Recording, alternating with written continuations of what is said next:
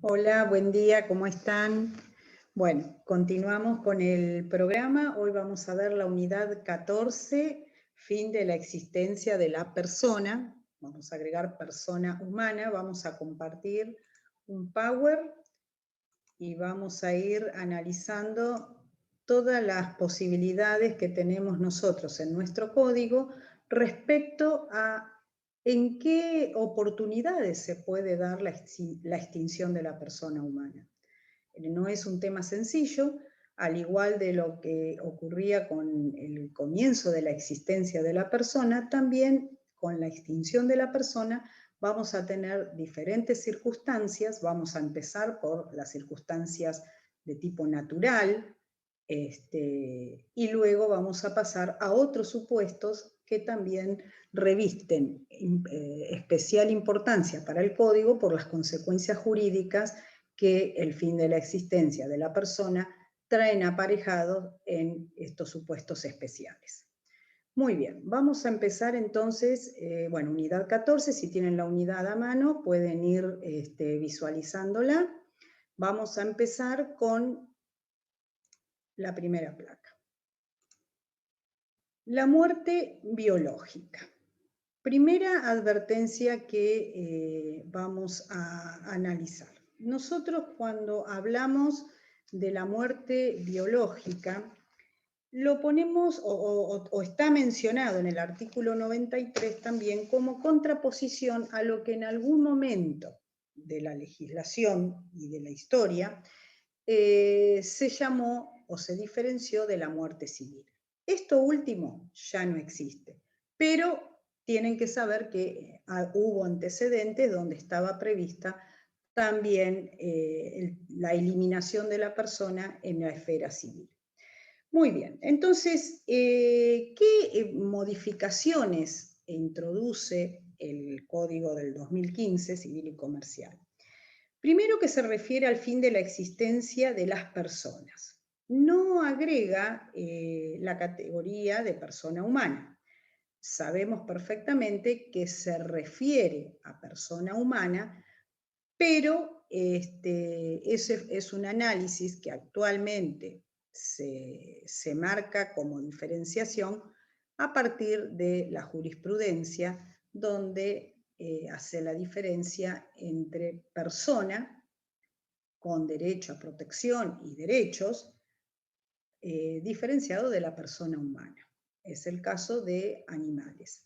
Entonces, no menciona a la persona humana, pero sabemos que está referido a la persona humana. Constitucionalización del derecho civil. Muy bien. ¿Cómo estaba previsto este hecho natural del fin de la existencia en el Código Civil de Vélez Sarsfield? En el artículo 103, que fue el antecedente, expresaba que termina la existencia de las personas por muerte natural de ellas. La muerte civil no tendrá lugar en ningún caso, ni por pena ni por profesión en las comunidades religiosas. Ahí ya les está dando la pauta que en algún momento de la historia hubo otro tipo de eliminación de la persona por otros motivos, por ejemplo, religiosos. Simplemente esta mención es para indicar que actualmente no figura ningún tipo de posibilidad de atacar la existencia de la persona por otras razones que no fuese la muerte o biológica, o ya vamos a ver los casos especiales. Muy bien, ahora tenemos que dar nosotros un concepto de muerte. ¿A qué se le denomina muerte? Y acá es donde tenemos que hacer algún tipo de diferenciación. La existencia de la muerte natural como fin de la persona humana sucede con total independencia de cuál haya sido la principal causa del deceso.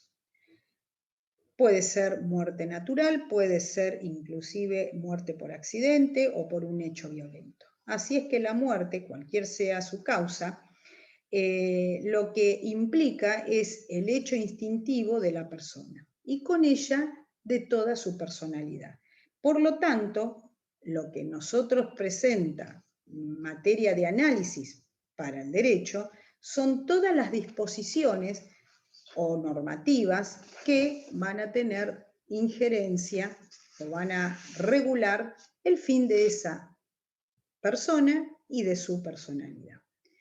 Entonces, es tan importante porque activa todas las consecuencias de lo que implica el fin de la existencia de la persona, que es muy determinante comprobar cuándo se produjo esa muerte. Y ahí, entonces, tenemos, perdón, vamos una placa atrás, que recurrir al artículo 94, cuando dice la comprobación de la muerte queda sujeta a los estándares médicos aceptados aplicándose la legislación especial en caso de oblación de órganos del cadáver. Bueno, todos ustedes saben que, primero, ¿cuáles serían los estándares? Entonces, los estándares médicos indican que se produce la muerte cuando claudican los sistemas circulatorio, respiratorio y nervioso, pudiendo definirse como que el cese definitivo e irreversible de estas funciones autónomas, respirar, que lata el corazón o que deje de funcionar el cerebro, entonces implican ya la pérdida de las relaciones de ese sujeto con el mundo circundante. Muy bien, esa sería una alternativa. Ahora, nosotros necesariamente tenemos que ver en este capítulo el tema del trasplante de órganos. ¿Por qué? Porque es muy importante indicar exactamente cuáles son los conceptos que tiene incluido la ley de trasplante de órganos para lo que es la muerte o la determinación de la muerte de la persona. Entonces, para esta ley, ¿sí?, va a haber que distinguir entre muerte clínica y muerte biológica. La clínica es aquella en la que cesa la actividad de la masa encefálica, muy importante para ese pequeño transcurso de tiempo que tiene que ocurrir o transcurrir entre que se produce esta muerte y la oblación de órganos. Y la muerte biológica, que es aquella cuando dejan de funcionar todas las funciones del organismo. Entonces, la ley de trasplante de órganos hace especial mención de lo que serían funciones o la distinción entre funciones encefálicas, funciones cerebrales, que es como si fuera una relación, dice, de género y especie.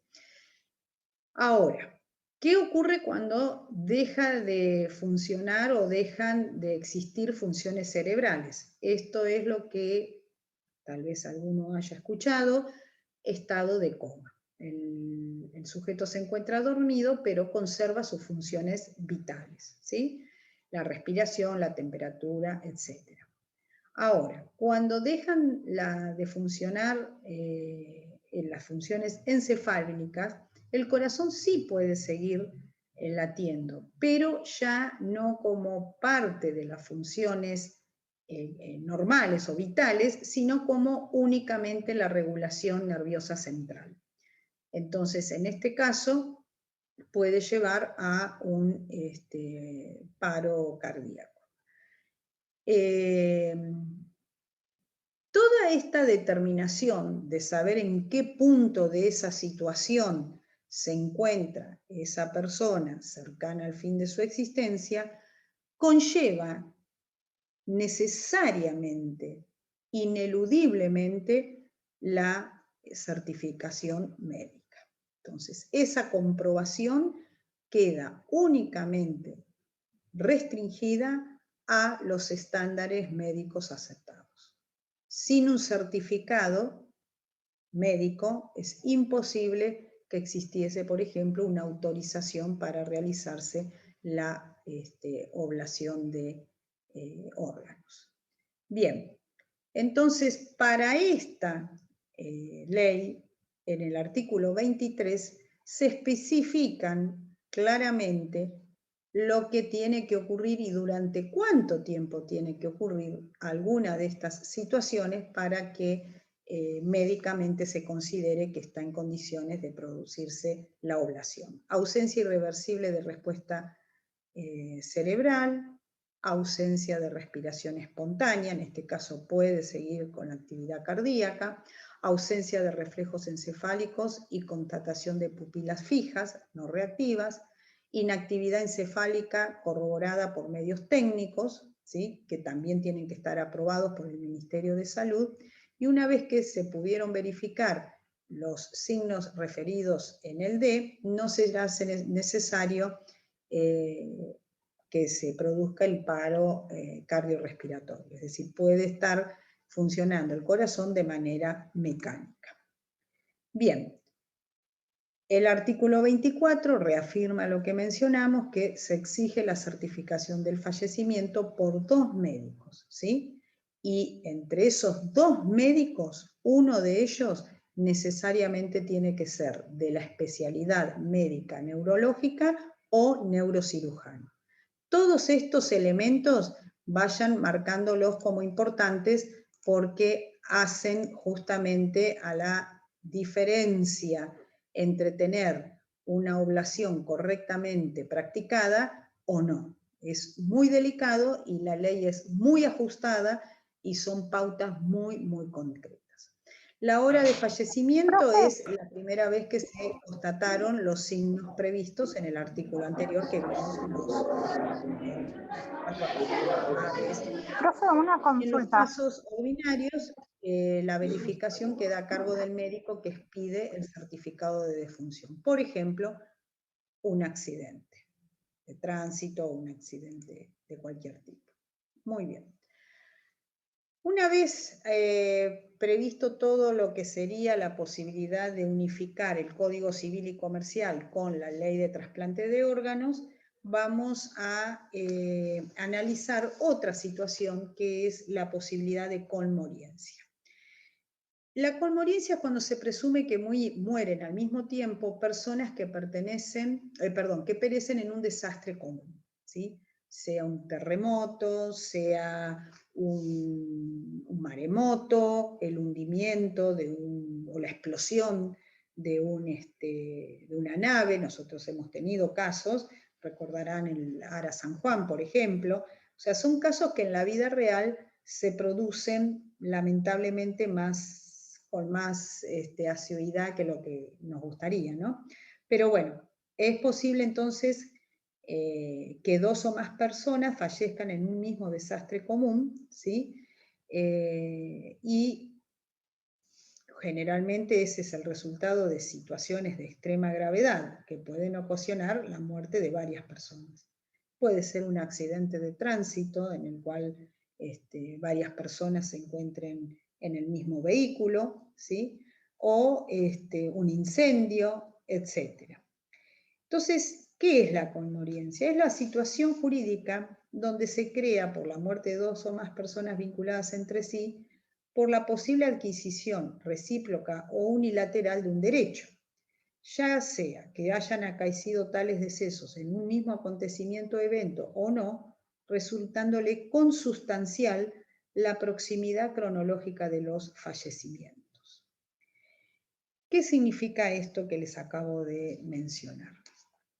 Dijimos, algunas placas anteriores, que se producían efectos jurídicos como consecuencia del hecho del fin de la existencia. Ahora, muy bien, dentro de esas consecuencias, por ejemplo, podrían producirse derechos hereditarios, un ejemplo. Podrían activarse responsabilidades o deudas, podrían caducar otras, podrían estar vigentes seguros de vida, etc. Entonces, determinar la hora de fallecimiento, el día de fallecimiento, quiénes fallecieron, con qué orden fallecieron. Bueno, en caso de colmoriencia y que hubiesen sido parte de ese desastre y de esa muerte en esas circunstancias, aún con diferencias de horarios, en el caso de que hubiera parientes, ya sea herederos forzosos, colaterales, etc., se va a considerar que todo ocurrió el mismo día. Se presume, ¿sí?, que ocurrió en el mismo día, ¿sí? Entonces no se trata de una presunción en sentido técnico, sino que mediante ella la ley suple los elementos que no se pueden comprobar, por ejemplo, un incendio, ¿sí? Entonces, de esa manera no se dejan grises ni baches al momento de determinar cuáles son las consecuencias o los sistemas jurídicos que se van a activar como consecuencia de ese fallecimiento múltiple. Vuelvo a insistir, uno de los elementos o de las consecuencias vinculadas más estrechamente a esta circunstancia es la transmisión hereditaria, ¿sí? Bien, entonces, ¿cómo se prueba el fallecimiento? ¿Cuál es la forma de, digamos, la formalidad para determinar? Bueno, se hace a través de las partidas, en este caso, de defunción. Digamos, la publicidad de estos hechos se da a través del registro de las personas, registro civil de las personas. En ese registro civil se van a dejar asentados tanto los nacimientos como los fallecimientos y otras circunstancias del estado de la persona. Entonces, ese certificado médico que veíamos con anterioridad emitido donde se constata el fallecimiento va a tener que quedar registrado en lo que denominamos partidas en el registro civil. Allí se va a poder determinar el día y en este caso, en caso de conmoriencia, el horario que los técnicos hayan determinado. Muy bien. Ahora, ¿qué pasa si hubiera ocurrido un fallecimiento en el extranjero? Artículo 97. Dice, el nacimiento o la muerte ocurridos en el extranjero se prueban con los instrumentos según las leyes del lugar donde se produce, ¿sí? Que luego, una vez que esos certificados en el lugar donde se han producido se emitieron, deben ser autenticados en nuestro país, ¿sí? Entonces, esos certificados se procederá a través de asientos registrales practicados en los registros consulares argentinos. Entonces, ocurre en el extranjero, ya sea tanto la muerte como el fallecimiento. En ambos casos se podrá tener por acreditado ese extremo a través de las partidas en los registros consulares. Es decir, los cónsules argentinos en países extranjeros tendrán la autoridad y la legitimidad para certificar ese asiento. Muy bien. Vamos ahora a el tema de otros casos especiales. Bueno, acá marcamos una jurisprudencia, o cómo ha sido el tema de la jurisprudencia respecto a la conmoriencia. Dice que ha adoptado una posición amplia al sostener que la conmoriencia abarca todas las hipótesis en la que deba decidirse la prioridad de un fallecimiento respecto de otro, ¿sí? Ahora, esto no se da, como dijimos con anterioridad, cuando se han producido en un desastre común, ¿sí? Entonces, quien pretenda, vamos a suponer que es un nieto que quiere demostrar que su padre sobrevivió a su abuelo, que fallecieron en un desastre común. ¿Quién va a tener la carga de la prueba? ¿Quién va a tener que demostrar que no murieron simultáneamente? Quien lo alegue, ¿sí? Va a tener que reunir la prueba suficiente como para poder demostrar que hubo diferentes tiempos entre el fallecimiento de uno y otro. Por supuesto que esto no va a ser un tema de fácil demostración. Siempre se va a tener que recurrir, por supuesto, necesariamente a el saber del experto en el tema. Desde un bombero, médicos, ingenieros civiles, ingenieros mecánicos, bueno, toda la artillería disciplinaria que se requiera para poder demostrar una situación como esa. Muy bien, Vamos a la próxima placa. Ahora, hasta ahí vimos el tema del fallecimiento y dentro de lo que serían circunstancias naturales. Ahora vamos a ver otras situaciones donde se podría producir algún tipo de situación en la cual no se tenga certeza del fallecimiento de la persona, pero que han ocurrido determinadas circunstancias que podrían hacer presumir que la persona falleció o así se establecerá. Eso está en el artículo 79, si lo quieren ir buscando, ¿no es cierto? Entonces, dijimos que el principio general del fin de la existencia de la persona humana está establecida en el artículo 93. Pero en estos nuevos supuestos que vamos a ver ahora, que son supuestos particulares, van a darse en el caso de que una persona se ausente de su domicilio sin dar noticia alguna de su existencia. Esa ausencia entonces estaba dada en principio en leyes especiales y a partir de la sanción de nuestro Código Civil y Comercial se incorpora en el artículo 79, bajo el título de ausencia. Bien, esta ausencia, a su vez, la vamos a dividir, ¿sí?, en dos tipos de ausencia. Vamos a ver la ausencia simple, ¿sí?, dentro de lo que es ausencia, la ausencia simple que se verifica cuando una persona se ausenta. ¿De dónde? ¿Sí? Del lugar de residencia habitual de la persona, donde que la persona habitualmente se la veía en ese lugar, habitualmente tenía su actividad en ese lugar, donde la persona, vecinos, amigos, parientes, no era, digamos, nada excepcional que esa persona estuviera en ese domicilio. Tiene que haber habitualidad en ese domicilio, ¿sí? Que por otro lado pueda existir lo que se denomina incertidumbre sobre dónde está esa persona y sobre qué está ocurriendo con sus bienes, que han quedado abandonados, no tienen protección. Hay algo extraño que está ocurriendo y esto extraño es que a la persona donde habitualmente se la veía no se la vea más y por otro lado tiene que haber elementos objetivos que demuestren ese extremo, como por ejemplo la existencia de bienes abandonados y que no exista nadie en su representación, es decir, que no existan apoderados, que no existan poderes a una persona para que se haga cargo de eso, ¿sí?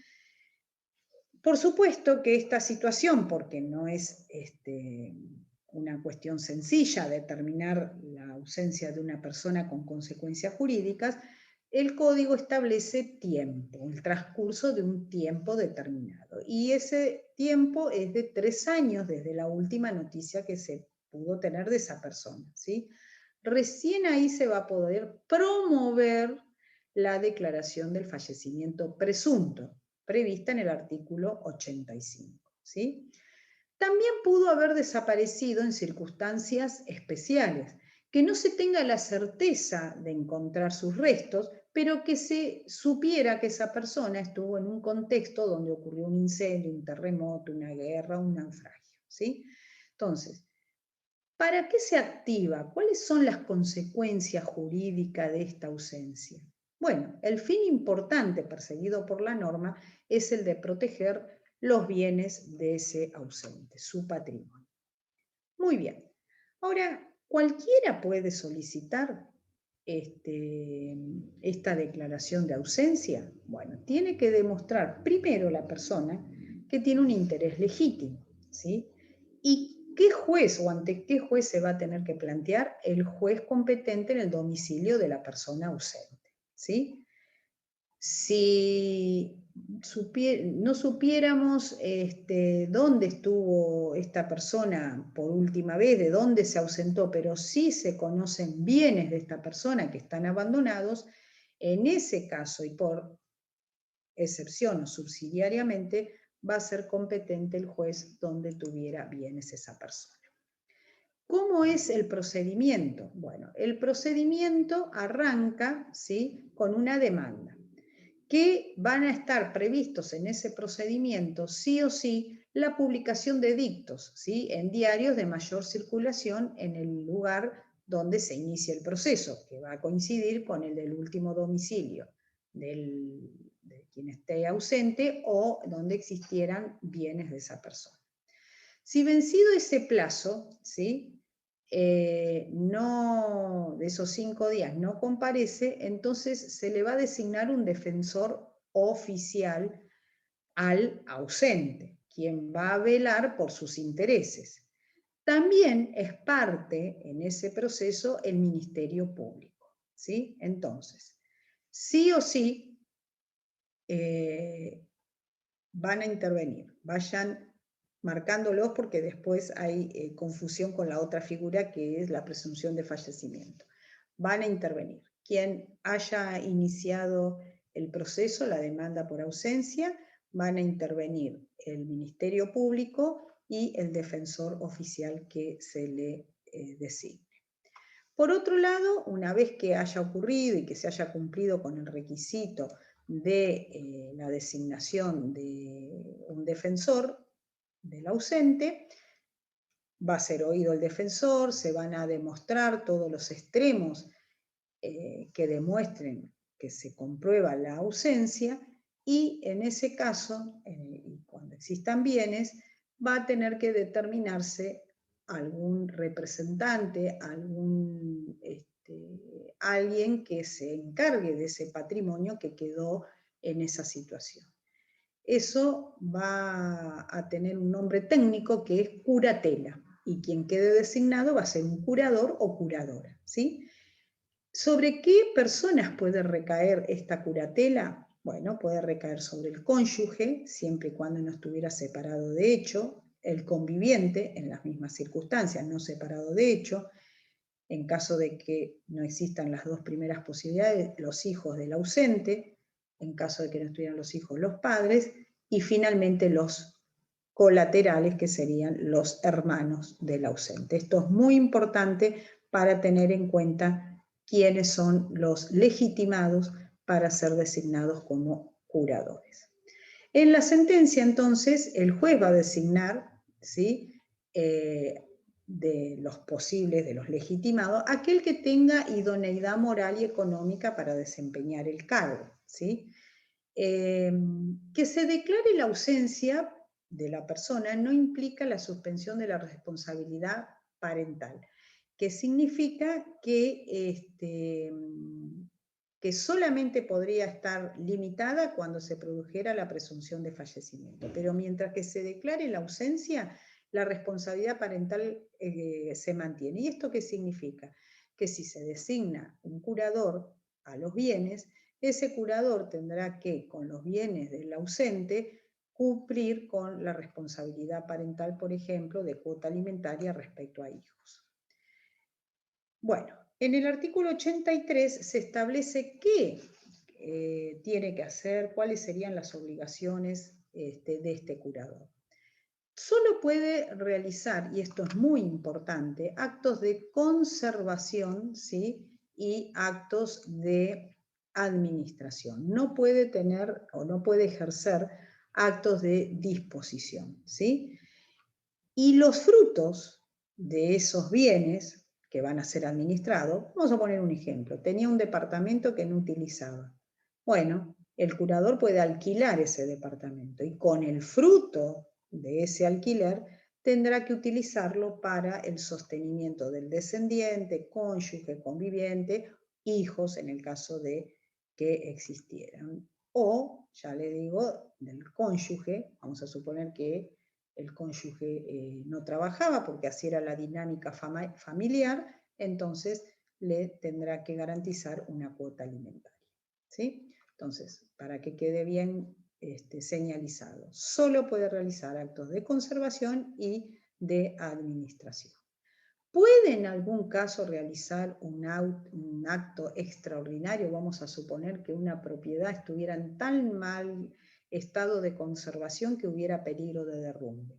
Bueno, en ese caso podría pedir una autorización especial el curador al juez, y que debe ser autorizada previamente, podría producirse la venta, ¿no?, o la demolición de ese inmueble. ¿Cuándo va a terminar esta designación de curatela? 3 supuestos. 1, que aparezca el ausente, personalmente o por apoderado. 2, que se compruebe la muerte natural del ausente, o que su fallecimiento sea declarado presunto en sentencia judicial. 3 supuestos. Aparece, se comprueba la muerte o se declara la muerte por presunción de fallecimiento. Muy bien. Ahora pasamos a una etapa siguiente. Hasta ahí vamos a la ausencia de la persona. Acuérdense que tenían que pasar 3 años. Transcurrieron los 3 años, bien. ¿Qué pasa en el caso de que ya estemos en condiciones de hablar de una presunción de fallecimiento? ¿Cuáles son los requisitos que no pueden faltar? La desaparición de la persona, por supuesto, y el transcurso de un cierto tiempo, ¿sí?, que la persona, o de que de esta persona no se tenga noticia.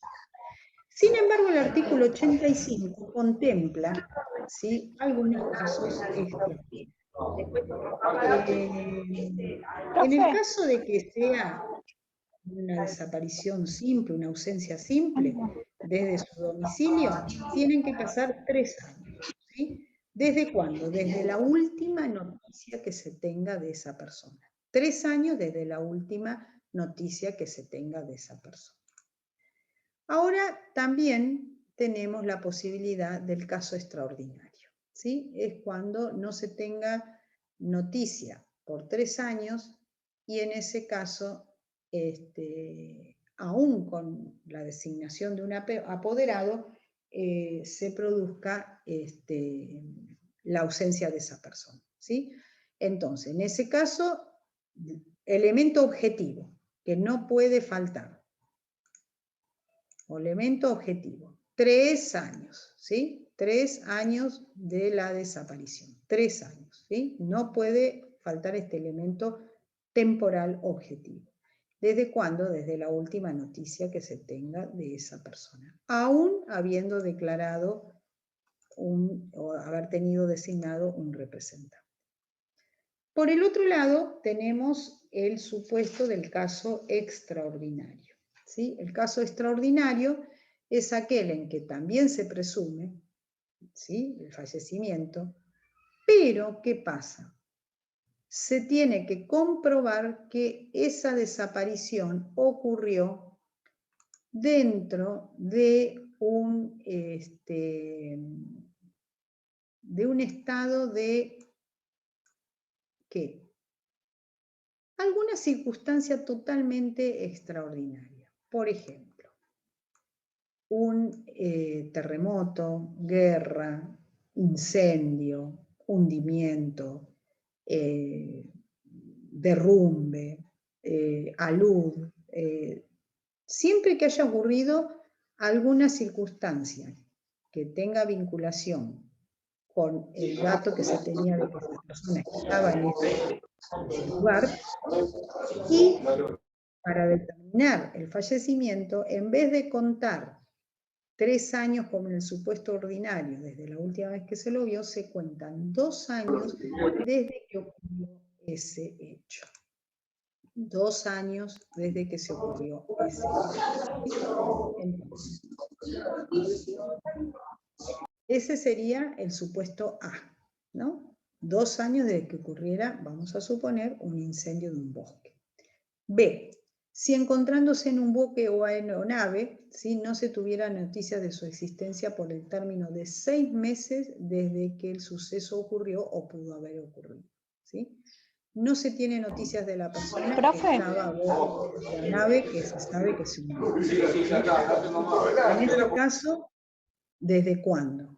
Desde el momento de que desaparece esa nave o ese naufragio. Entonces ahí se achica mucho el plazo. Ya hablamos de 6 meses. ¿Desde cuándo? ¿Desde que se vio por última vez a la persona? No, desde el momento en que ocurrió el naufragio. ¿Quiénes pueden pedir?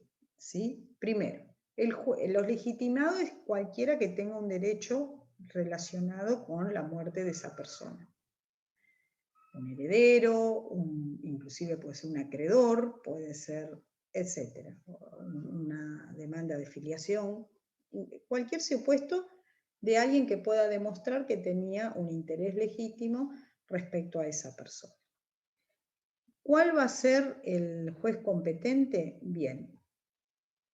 Primero, el juez va a ser el del último domicilio conocido de esa persona ausente. Vamos a marcar acá, nos detenemos 2 minutitos porque esto es muy importante. Recuerden que los legitimados para iniciar este proceso, a diferencia de la ausencia que estaban enumerados, en este caso es más amplio. No determina de manera taxativa el artículo 86. Es cualquier persona que pueda demostrar un interés concreto.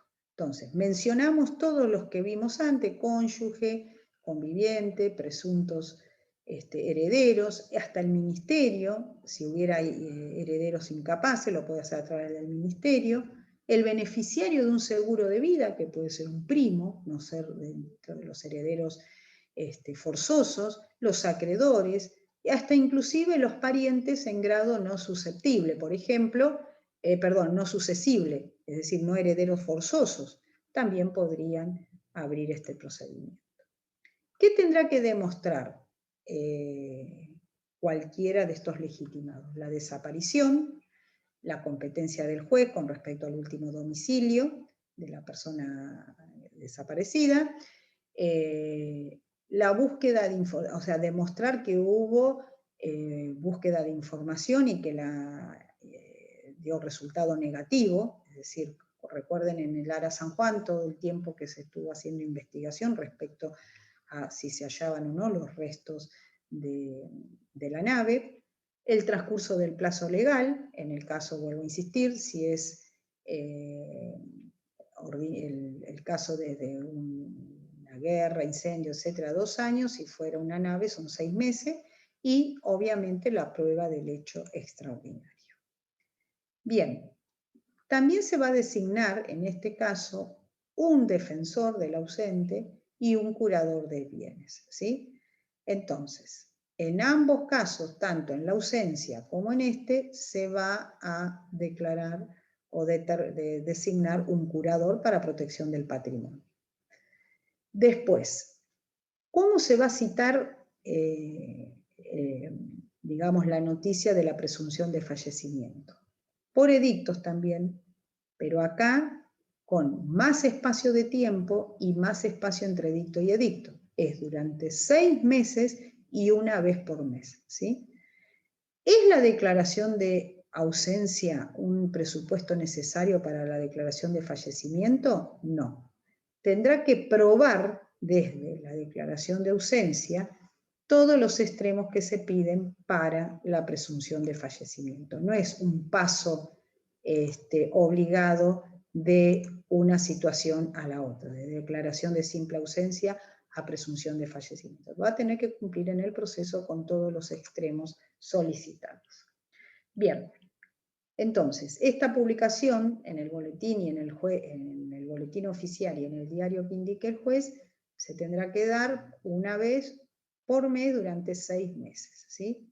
Se lo va a citar a comparecer y a cualquier persona que supiera algo de del ausente podrá también aportar datos al juzgado del conocimiento que tenga de haberlo visto.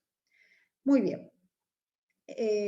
Transcurre todo esto, no aparece nadie, no aparece ningún dato. Bien, ¿cómo se produce la declaración del fallecimiento en la sentencia? Pasados los 6 meses, recibida la prueba, oído el defensor, el juez puede declarar el fallecimiento. En esa sentencia, y esto también es muy importante, es requisito que el juez establezca la fecha de,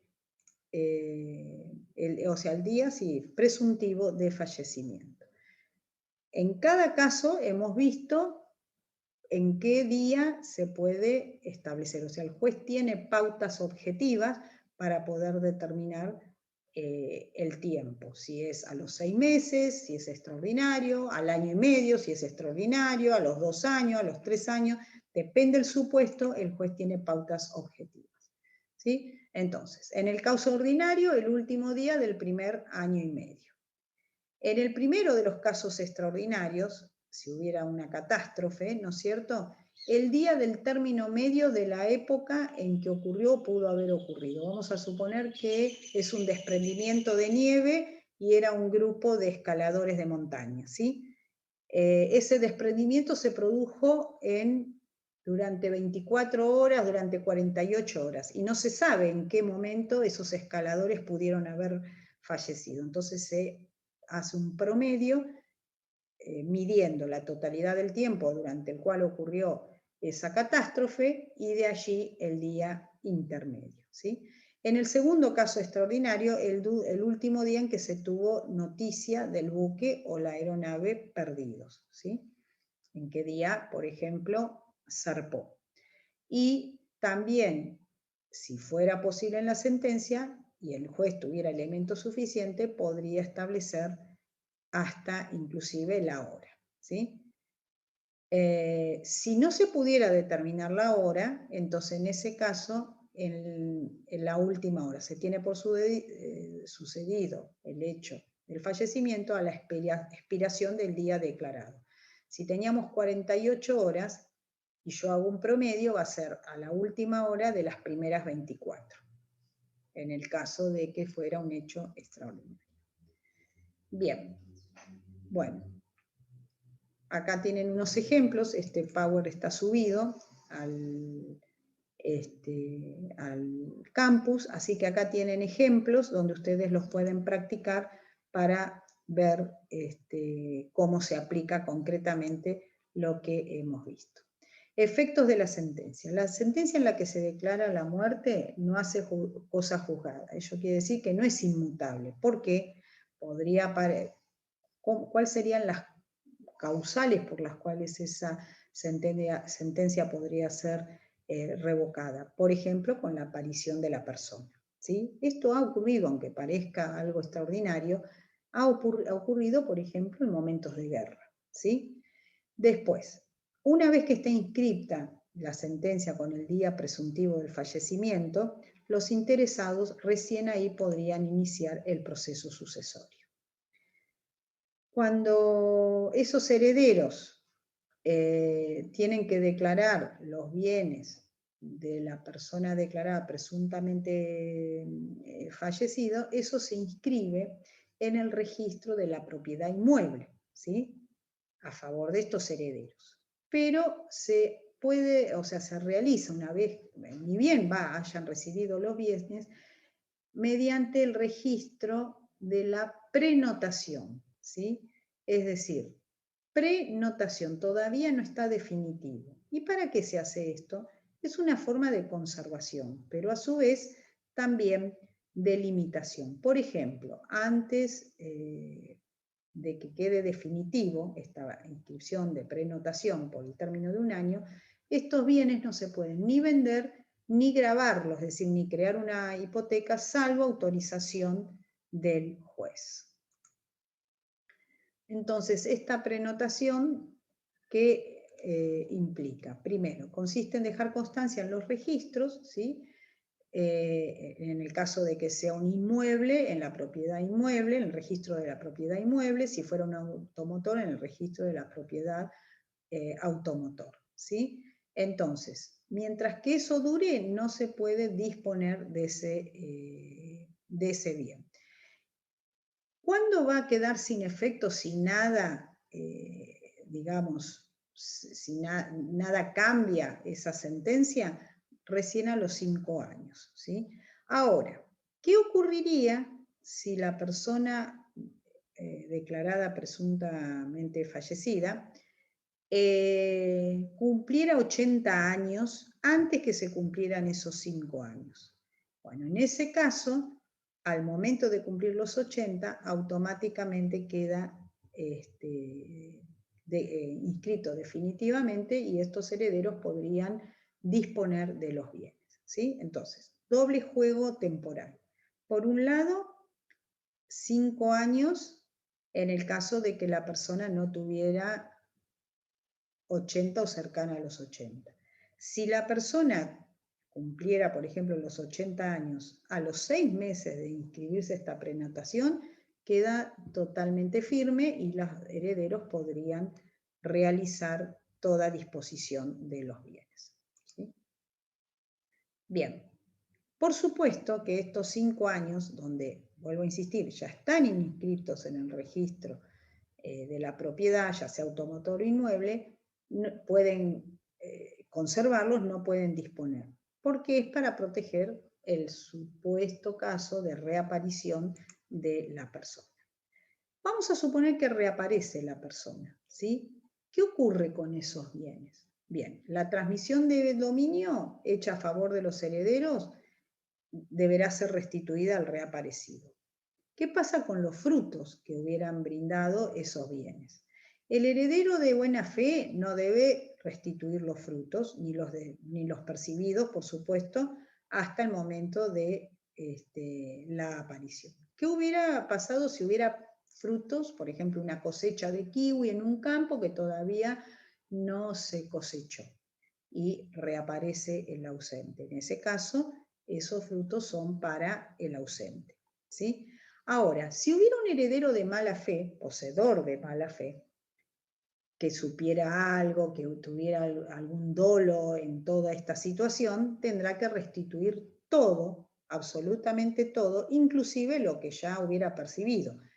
Por supuesto, si vendió una cosecha, no va a restituir los kiwis, sino que el fruto de esa venta. Bien, después, ¿qué pasa con los efectos personales de la reaparición? Dice que básicamente no se regula esta situación, pero sí en el artículo 702 establece que el ejercicio de la responsabilidad parental queda suspendida mientras dure la declaración con presunción de fallecimiento. Al reaparecer la persona, automáticamente se reactiva el ejercicio de la responsabilidad parental. Bueno, fin, hasta aquí hemos llegado. Cualquier cosa, envían las preguntas por el campus.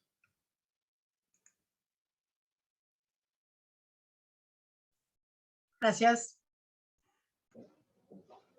Bueno, nos vemos la clase que viene. Gracias a ustedes.